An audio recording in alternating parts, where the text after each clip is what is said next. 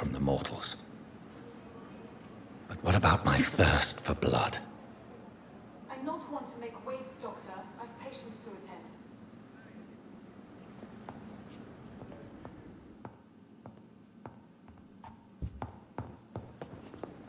Come on, I don't have all night. The flower's dying. It needs water.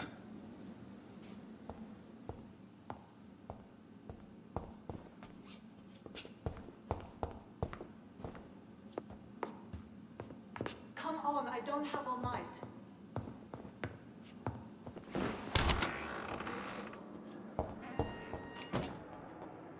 Yes, Nurse Crane? How can I help you? I'm so sorry. I know Dr. Swansea wanted you to rest, but we have somewhat of a crisis.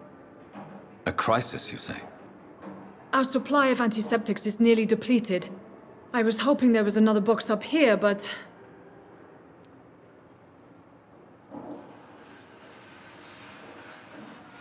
What type of hospital are you running? No antiseptics? You have been away too long, Doctor. With the war and now this epidemic, supplies have been running scarce for months now. I may have a solution. In France, during the war, drugs shortage was a daily problem, and we had to use our wits to overcome the shortages. However do you mean? If combined correctly, certain household chemical products can be used in a pinch instead. Now, where's the hospital storeroom? The storeroom? Fat chance. This is the Pembroke, and space is luxury we don't have. Everything used to be stored in the old morgue. Perhaps I should look there first. Where is this morgue? It's the large building behind the hospital. You'll need to go in the back door because it's been sealed off for sanitary reasons. Take this key. It opens a small back entrance at the end of a narrow street. The abandoned morgue behind the hospital. A small door at the end of a narrow street. On my way then. Thank you, nurse.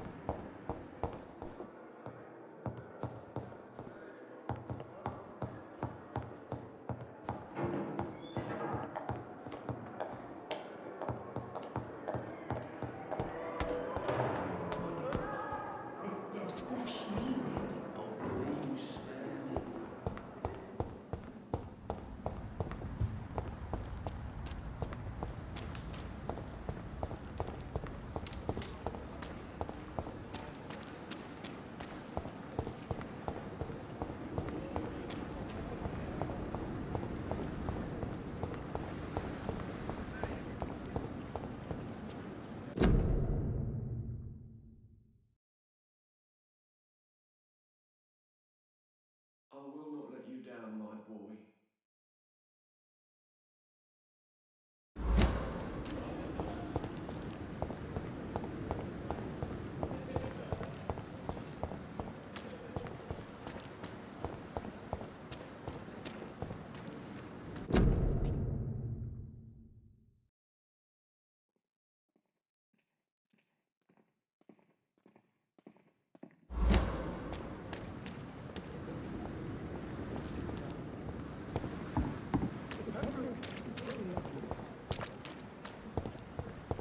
We've dodged death so many times.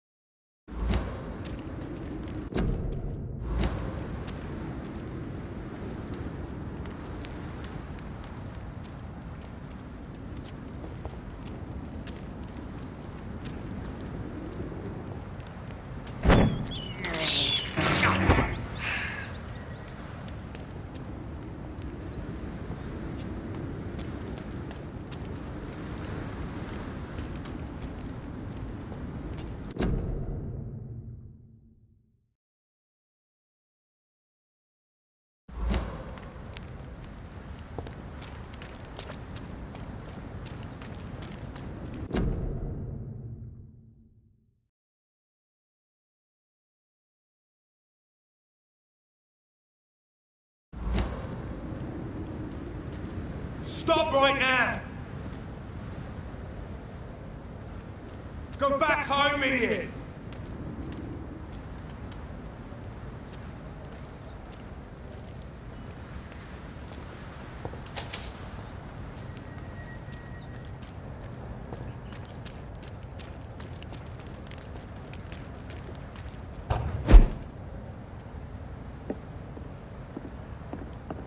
It's locked.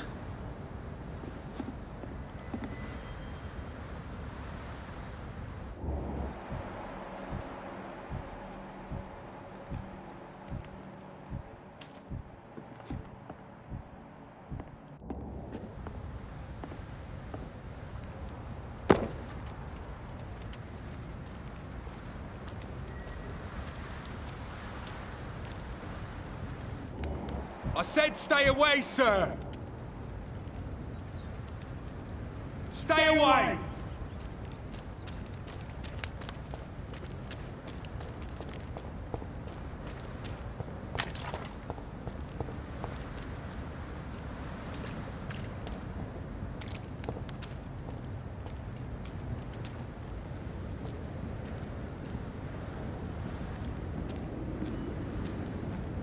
Speak English, do ya? Stupid beast!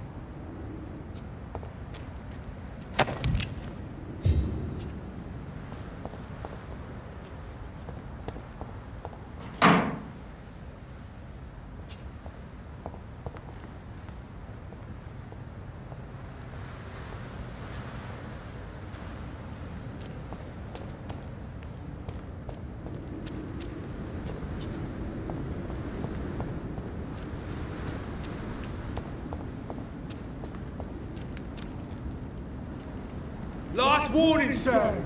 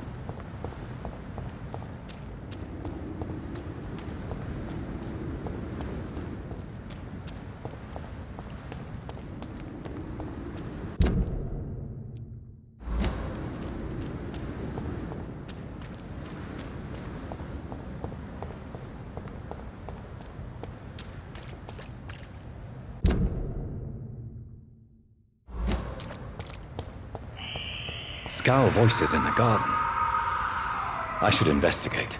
If they were to find somebody.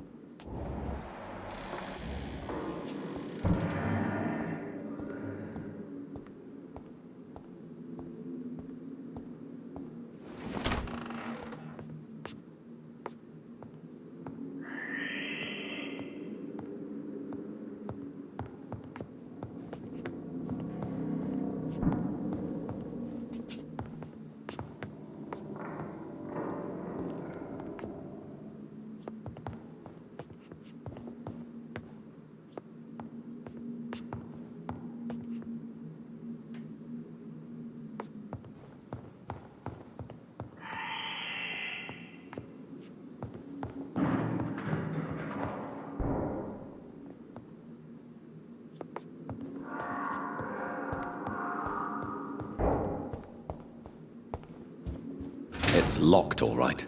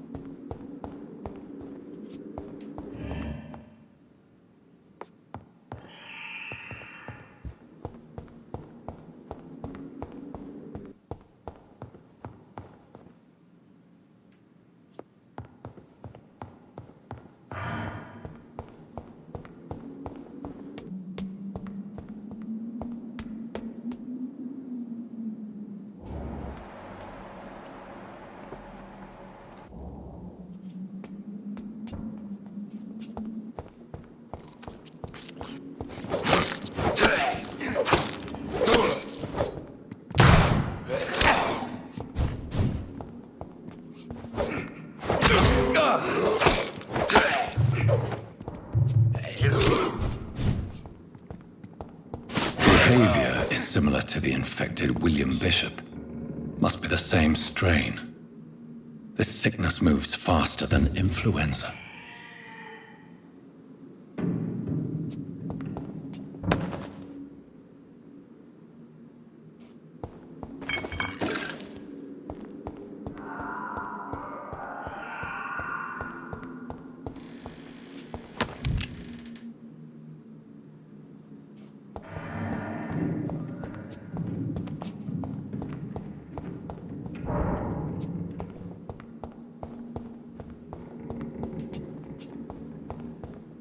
I cannot enter.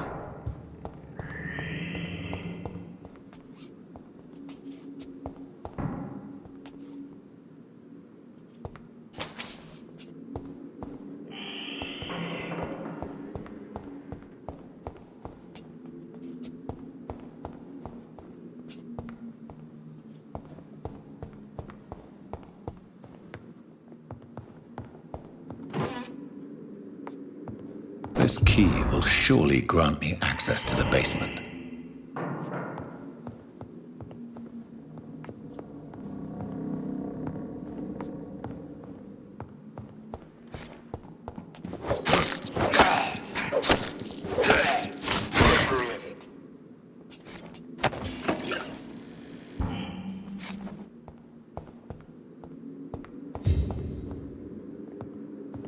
Balls of Mars. Fortifiers. As popular as they are ineffective. But they do contain iron tartrate, and that might prove itself useful.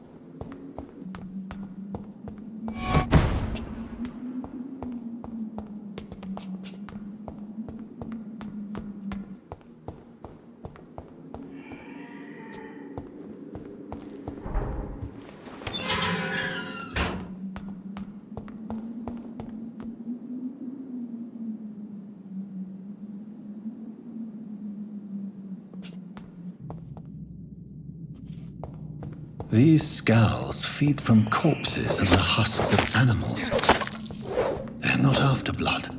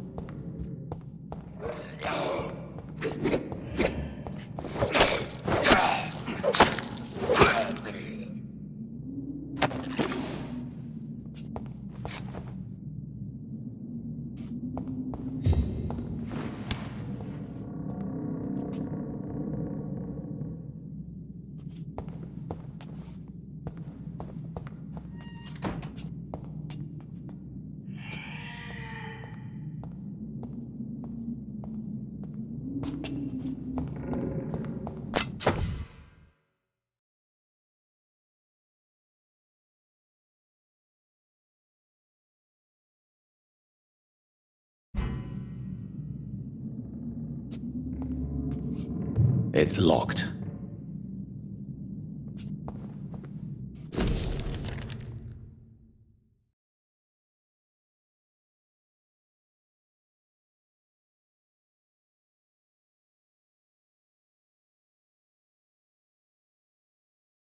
Mr. Connor's injuries don't match the report.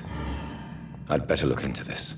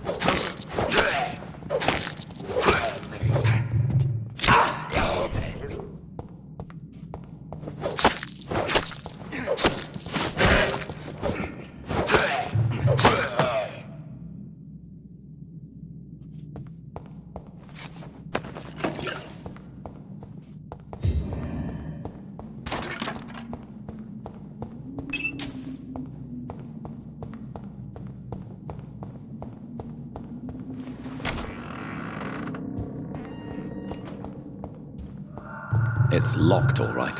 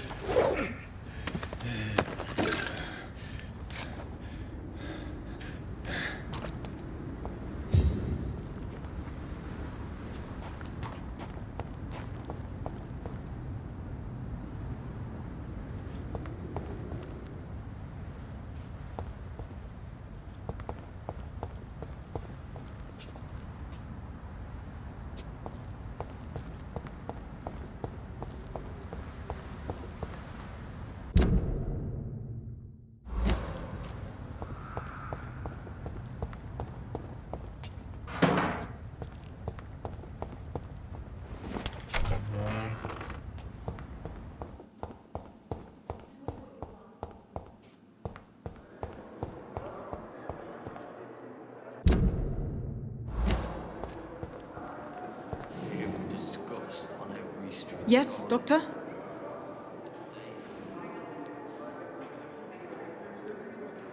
Why then do you always work the nights? Don't you ever sleep? At the Pembroke, we're always hands on deck.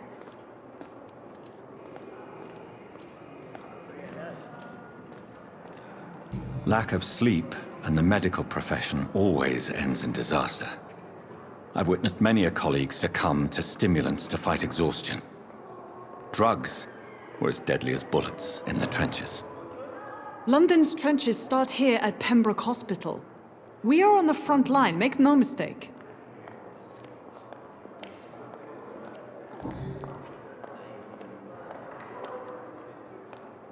Exactly how bad is the supply situation here at Pembroke? It really depends. Dr. Swansea deftly works his society contacts for monies, but with the quarantine, well, we're in God's hands. That's all for now, Nurse Crane, thank you.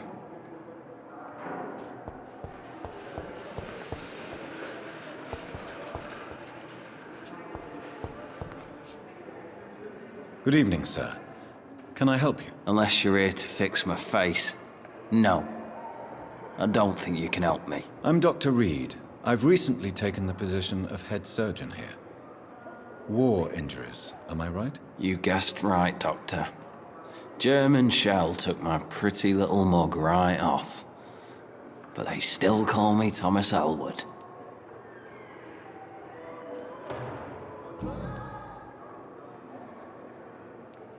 How is your stay with us, Mr. Elwood? Oh, it's bliss.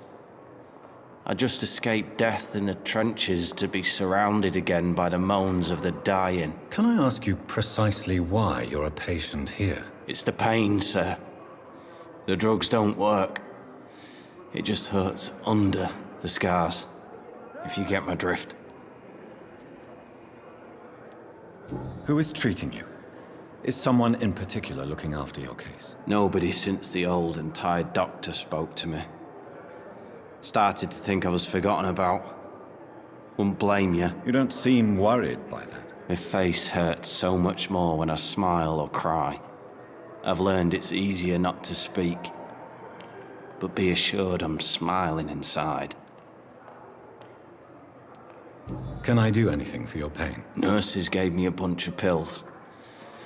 No effect. Told you. It's like the flames are under my skin, burning away.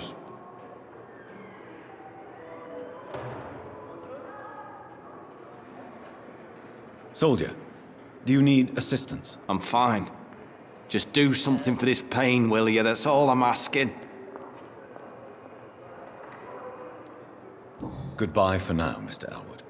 Fear and disgust on every street corner. The daily routine.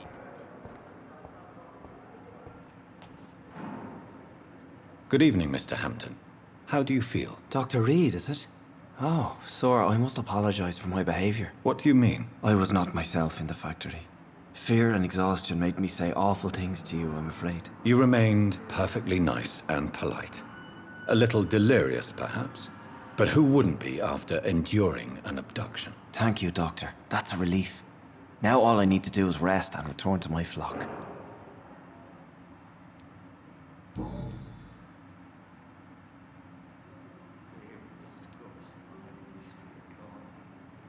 What do you do for a living, Mr. Hampton? I can't help but notice the cross around your neck. I manage a night asylum for the poor and homeless of the docks. And I try to guide the lost and hesitant on the right path to our Lord. Are you a priest, Mr. Hampton? A deacon, maybe? Not at all, Doctor. I'm just a man of faith willing to preach the good word.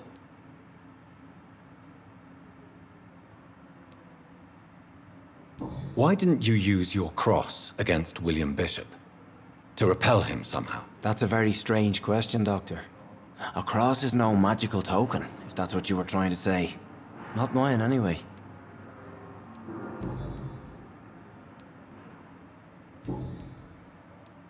Goodbye, Mr. Hampton. We'll talk again later. Damn. The pain. It's locked, all right. Here again.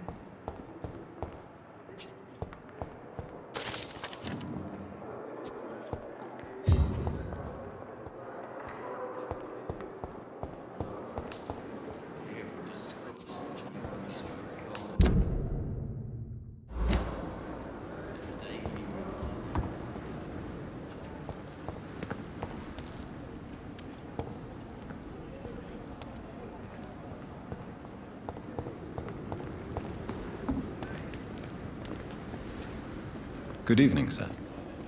So it is true. The famous Dr. Reid has joined us. I can't think of any better news during these terrible times. Do we know each other? Actually, yes.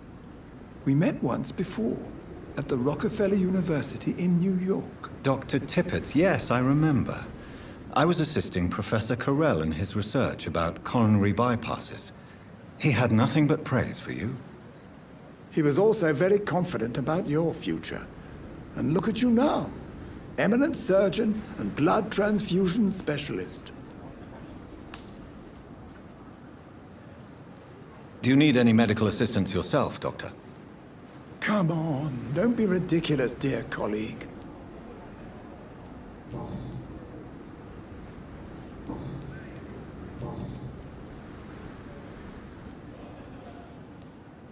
What is the Pembroke Hospital situation? And please, speak freely. This hospital is not exactly the best of London. I'm sure you are used to working in a better environment.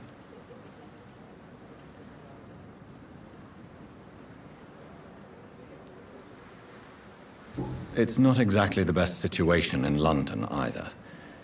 I can't have expected this hospital to be prepared for what was to come. Don't be misled by appearances, Dr. Reid. This hospital does not lack talented people. It just lacks hope. What can you tell me about the staff in the hospital? Some are really good, and others are not so good. But during this troubled period, there is no time for slander. I prefer to focus on the positive character traits. Tell me more about cherished people, then. Nurse Brannigan is a pearl. She is the most helpful and dedicated nurse I've ever worked with. A clever and cheerful woman. You really seem to admire her skills. I'll go even further. If she was a man, she would be a damn fine practitioner. Any opinion about the management? I don't always agree with Dr. Swansea's reserve, but I must admit he does all he can to keep this facility running during this crisis. Ah, yes, the burden of command. I was fed up with this concept while serving as a medical officer. Don't get me wrong. Swansea's a good administrator. I just wish he would get out of his office now and again.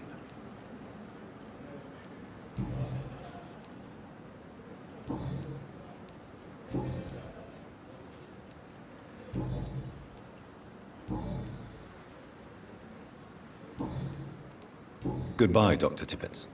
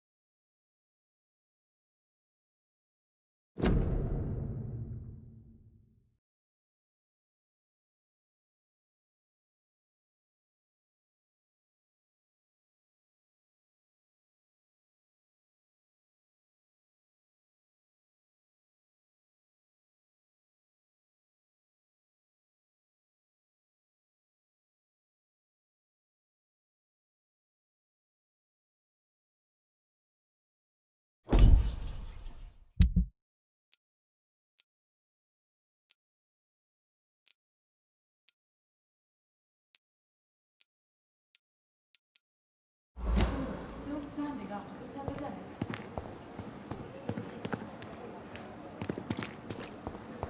Another night. Surely I can endure.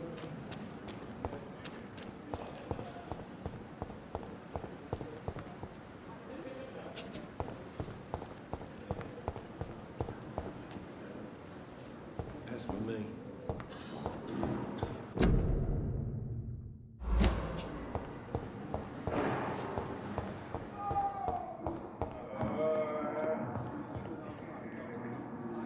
Good evening, sir. I'm Dr. Reid. May I help you? I don't know if a third opinion is needed.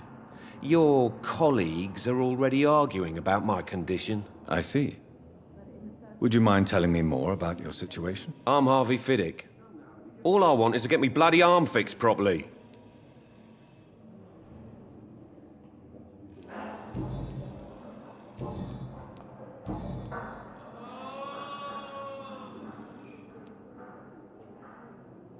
Tell me about the doctors who are arguing about your case. Strickland and Aykroyd.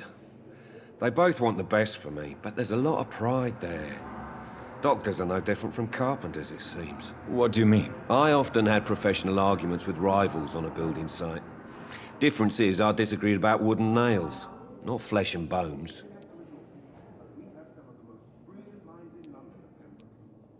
Tell me about yourself, Mr. Fiddick. I'm just a regular guy waiting to get his arm fixed, so I can return to work and to my family. I was more curious about what you were doing before being hospitalized. I'm a carpenter, and a good one too. But that means I need both arms to feed my family, Dr. Reid. Are you satisfied with your treatment here? Well, it's clear that I've chosen a bad time to be injured. Forgive my bluntness, but you seem overwhelmed by cases of the flu. I won't lie to you about it. I'm afraid we are. Are you sure you don't want to operate yourself, Dr. Reid? I have the feeling you're very capable.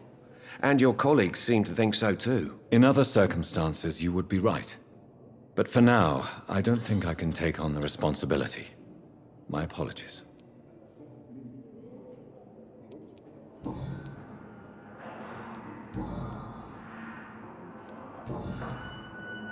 Goodbye for now, Mr. Fiddick. I'll see you later. My sweet girl. Reads me like a book. I'll never get anything from her.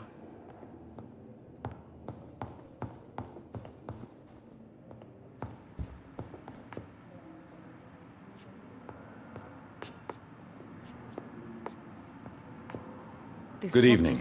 I'm Dr. Reid. Can I help at all? No, Really? Why are you here, then? I don't want to talk. My throat hurts too much. I suppose that this pain is the reason you're here.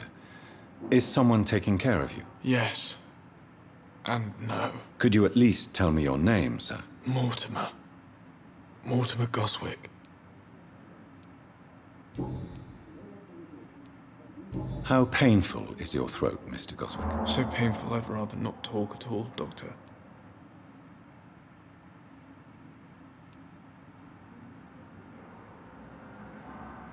I'm sure you realize a doctor and his patient have to communicate, sir. Would it help if I gave you some paper and a pen? Not really. I see. Then maybe it's not just your throat that hurts, Mr. Goswick. Perhaps your sore throat is just the consequence of something more hurtful. Yes, maybe. But I don't want to talk or even write about it now. How painful is your throat, Mr. Goswick? So painful I'd rather not talk at all, Doctor. I'll let you get some rest, then. Good evening, sir. But in the circumstance... Good evening, madam. Can I help you? It's my son who needs you, sir. I'm Dr. Jonathan Reid. How can I help your son? I'm Beatrice Goswick, mother of Mortimer Goswick. Could you check on him, please, Dr. Reid? I've heard much of your talents as a physician.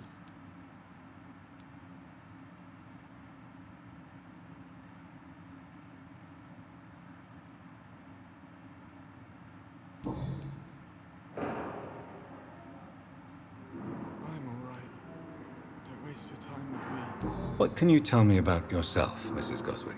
Not much to say. Just take care of my Mortimer and I'll cover all the expenses. That's all that matters. Are you really that rich?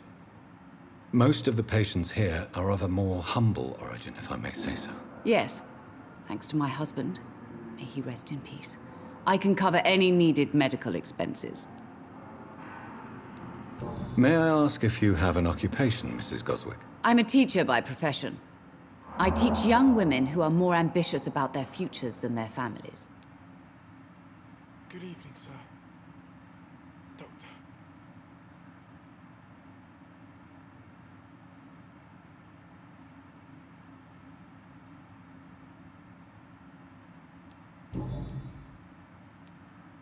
What do you think of your reception here?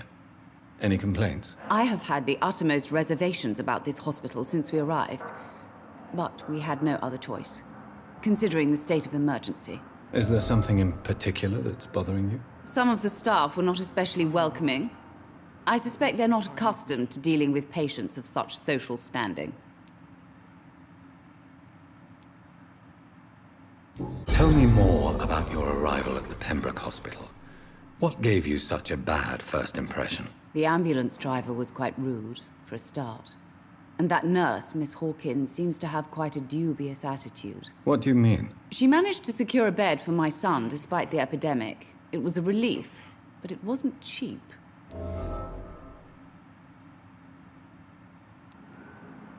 She charged you for a bed? Yes, and I paid without question, considering the urgency of the situation. I share your concern, Mrs. Goswick. Be sure that I'll talk to the people involved. I don't expect compensation, Dr. Reid. But I'm aware such behavior would not be tolerated in other hospitals.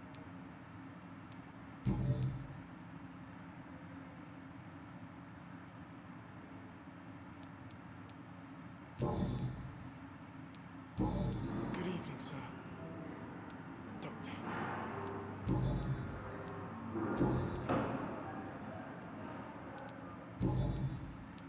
Goodbye, Mrs. Goswick. Good evening, Mr. Goswick. How are you? I'm okay.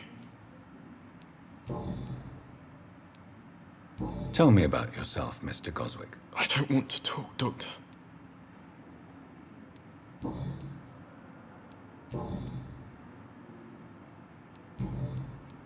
I have to go now, sir.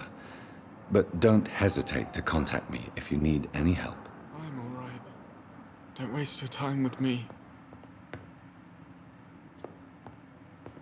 You always knew the words to calm the children, Ellen. As for me, what a blundering idiot.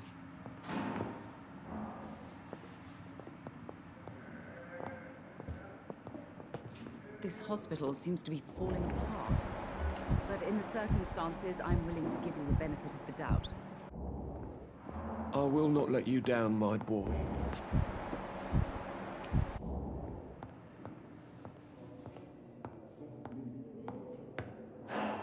Good evening, Doctor. I believe we're going to be working together. Dr. Reid. Dr. Swansea informed us of your arrival, but I could not dare to believe we'd have such good fortune. Such an honor, sir. Thank you. And you are? I am Thoreau Strickland, Dr. Thoreau Strickland. I'm a great admirer of your work, Dr. Reid.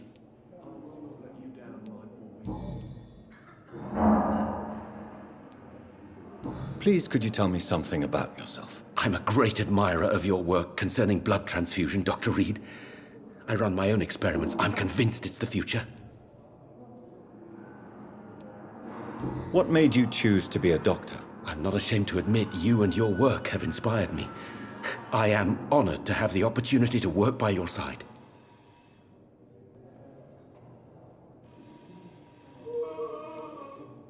You will obtain nothing from me by flattery, my young colleague. Oh, I was not flattering you, sir. Not at all. Just clumsily expressing my sincere admiration. I based my technique on my mentor's research.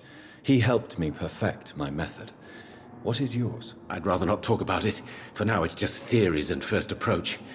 My process is purely experimental and unsuccessful. As long as you're cautious and methodical, you may